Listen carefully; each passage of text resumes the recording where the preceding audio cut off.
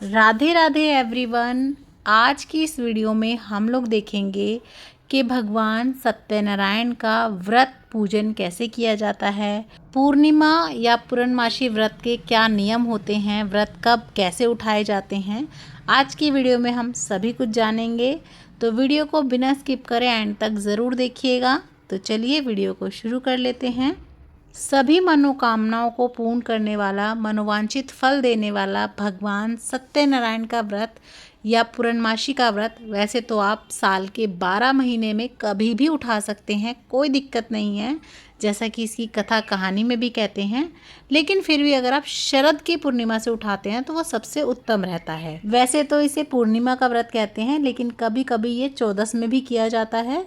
पूर्णमासी व्रत या सत्यनारायण के व्रत में कसार का इस तरह से प्रसाद बनाया जाता है। यही विशेष प्रसाद होता है आज के दिन।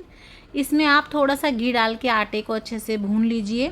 उसके अंदर आप कुछ भी मीठा डाल सकते हैं, शक्कर, खांड, चीनी, बूरा, और इसे पंजीरी का प्रसाद भी बोला जाता है। और इसे अच्छे से हम मिक्स कर लेंगे और इसी के साथ साथ बनाया जाता है चरणामृत। उसके लिए हम थोड़ा सा दूध ले लेंगे। दूध आपका कच्चा ही होना चाहिए, उबला हुआ ना हो। इसी में आप 2-3 चम्मच दही डाल लें। साथ ही में हमें चाहिएगी शक्कर, शक्कर या चीनी, बूरा, कुछ भी मीठा आप ले सकते हैं। थोड़ा सा हम शहद डालेंगे और इसमें थोड़ा सा हमें देसी घी डालना है। गाय का हो तो बहुत अच्छी बात, नहीं तो आप कोई भी ले लें। अच्छे से इन्हें मिक्स कर लेंगे। केले का प्रसाद, केले का भोग आप ज़रूर से लगाएं और सभी प्रसाद में आप तुलसा दल ज़रूर से रख लें, वरना आपका जो है प्रसाद पूर्ण नहीं माना जाता। तो ये है हमारा भगवान सत्यनारायण का प्रसाद या पूर्णमासी व्रत का प्रसाद। व्रत के लिए सबसे पहले आप सुबह उठ के स्नान आदि करके अपने मन में संकल्प कर लें कि आज से मैं पूर्णिमा का या फिर पूर्णमासी का भगवान सत्यनारायण का व्रत उठा रही हूँ या उठा रहा हूँ। उसके बाद आप या तो अलग से चौकी लगा के भी पूजा कर सकते हैं या अपने घर के मंदिर में भी आप पूजन कर सकते हैं। कथा कहने का विशेष महत्व होता है, तो आप चाहें तो सुबह ही कथा कर लें, नहीं तो सबसे उत्तम होता है शाम के समय पर 4 बजे के आसपास कथा करने का। तो आप दोनों में से किसी भी टाइम, सुबह या शाम, कथा पूजन कर सकते हैं। भगवान विष्णु का पूजन किया जाता है। उनकी कोई भी फोटो या मूर्ति आप ले लें। सबसे पहले दिया जोड़ लेंगे और हाथ जोड़ के भगवान से प्रार्थना करेंगे कि वे निर्विघ्न हमारा ये संकल्प संपूर्ण करें। भाव रूप से गंगा जल के छींटे दे के हम स्नान करा देंगे। सर्वप्रथम भगवान गणपति का पूजन करेंगे, चंदन से तिलक करेंगे। भगवान विष्णु को, सभी को हम अच्छे से तिलक करेंगे। अपने दिए का भी पूजन करेंगे, क्योंकि दिया ही हमारी पूजा का साक्षी होता है। वस्त्र रूपी कलावा अर्पण करेंगे भगवान गणपति को। भगवान विष्णु को कलावा अर्पण करेंगे। आप जनेऊ भी अर्पण कर सकते हैं। उसके बाद हम फूल अर्पण कर देंगे सभी को। उसके बाद हम भोग प्रसाद अर्पण करेंगे। तो हमने यहाँ पे पंजीरी का, चरणामृत का और केले का प्रसाद अर्पण करा है। ये प्रसाद तो आप ज़रूर से अर्पण करें। इसके अलावा आप चाहें तो और फल, मिठाइयों का भोग लगा सकते हैं। तो हम यहीं पर पहले चौकी पर ही रख देंगे अपना भोग प्रसाद। धूप दीप अच्छे से हम जला लेंगे, इत्र लगा देंगे भगवान को। उसके बाद यहीं पर बैठकर हमें कथा सुननी है।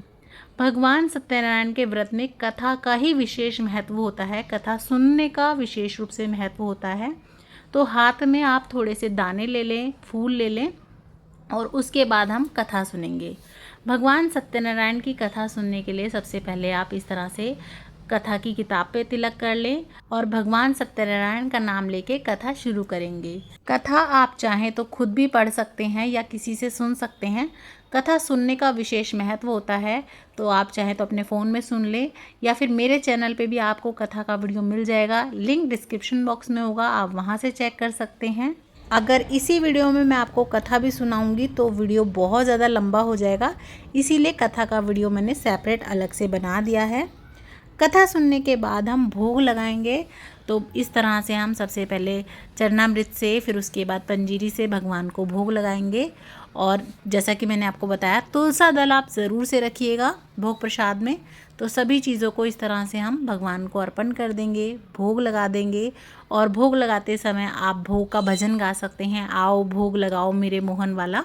भोग लगाने के बाद आप जल ज़रूर से अर्पण करें भगवान को। भोग लगाने के बाद हम प्रेम पूर्वक आरती करेंगे। सर्वप्रथम भगवान गणपति की आरती करेंगे, उसके बाद भगवान सत्यनारायण की हम आरती करेंगे। आप चाहें तो 2 आरती कर सकते हैं या 5 आरती कर सकते हैं। तो इस तरह से प्रेम पूर्वक आप आरती कर लीजिएगा। कथा पूजन अगर आप सुबह करते हैं तब तो कोई दिक्कत नहीं है, आप कर सकते हैं 12 बजे तक भी। लेकिन अगर आप शाम के समय पर करते हैं और इस बीच अगर आप मान लीजिए बाथरूम वगैरह, वॉशरूम वगैरह यूज़ करते हैं, तो फिर आप या तो स्नान कर लीजिएगा। अगर नहीं कर पाते तो कम से कम मुँह हाथ पैर धो के आप कपड़े ज़रूर से चेंज कर लें। उसके बाद आप पूजन करें, कथा करें। तो आरती वगैरह करने के बाद आप हाथ जोड़कर पूजा में रहे किसी भी कमी के लिए क्षमा याचना कर लें और इस तरह से थोड़ा सा जल अपनी जो है इस तरह से फिरा दें चौकी पे। तो इस तरह से हम अपना जो है पूजन कर लेंगे बहुत ही सरल तरीके से। पूर्णमासी व्रत में या सत्यनारायण भगवान के व्रत में चंद्रमा का पूजन भी विशेष महत्व रखता है। तो रात को जब आपके चंद्रमा उदय हो जाएंगे तो आपको 1 लोटा जल उन्हें ज़रूर से पहले अर्घ देना है। और अर्घ में जो है आप दूध डाल सकते हैं, कच्चा कुछ मीठा डाल सकते हैं, या जो प्रसाद आपने बनाया है वही थोड़ा सा आप डाल लें और फिर आप चंद्रमा को अर्घ दें, उनका पूजन करें। उसके बाद आप अपना व्रत खोल सकते हैं। व्रत जब आप खोलेंगे तो कुछ भी खाने से पहले सबसे पहले आप भगवान सत्यनारायण का प्रसाद लेंगे, उससे आपका व्रत खोलेंगे। उसके बाद आप कुछ भी शुद्ध सात्विक बिना लहसुन प्याज का कुछ भी खाना खा सकते हैं, रोटी सब्जी पकवान कुछ भी खा सकते हैं, कोई दिक्कत नहीं है। तो इस तरह से बहुत ही सरल तरीके से आप भगवान सत्यनारायण का पूजन कर सकते हैं, कथा सुन सकते हैं। तो ये सरल विधि आपको कैसी लगी कमेंट करके ज़रूर बताइएगा। और वीडियो पसंद आए, अच्छी लगे तो ज़्यादा से ज़्यादा शेयर कीजिएगा अपने फ्रेंड्स एंड फैमिली के साथ। और इसी तरह से हिंदू धर्म, पाठ पूजा, घर गृहस्थी से रिलेटेड वीडियोज़ देखने के लिए चैनल पर बने रहें।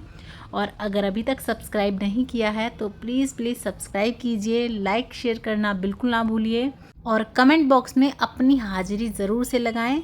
जय सिया राम, राधे राधे।